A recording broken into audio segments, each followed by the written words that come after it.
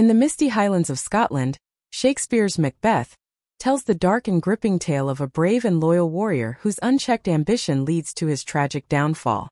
The story begins with Macbeth, a valiant general, returning from a victorious battle alongside his close friend Banquo. On a desolate heath they encounter three mysterious witches who prophesy that Macbeth will become Thane of Cawdor and eventually the King of Scotland, while Banquo's descendants will inherit the throne. Initially skeptical, Macbeth's ambition is ignited when he is indeed named Thane of Cawdor by King Duncan, validating part of the prophecy. However, it is Lady Macbeth, his fiercely ambitious wife, who becomes the catalyst for his dark desires.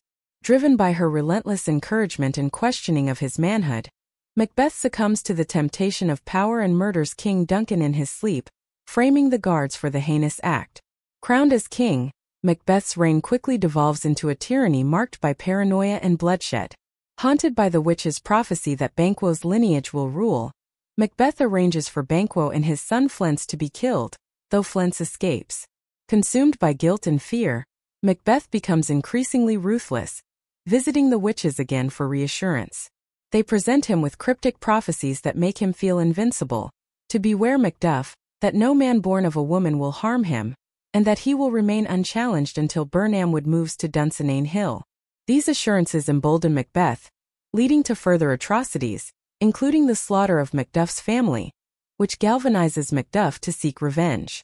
Meanwhile, Lady Macbeth, once the driving force behind the regicide, is overcome with guilt and descends into madness, ultimately taking her own life. In a climactic battle, Malcolm, Duncan's son, and Macduff lead an army against Macbeth.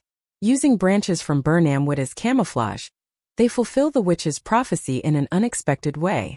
During the fight, Macduff reveals he was not naturally born but delivered by caesarean section, thus not of woman born, and he kills Macbeth.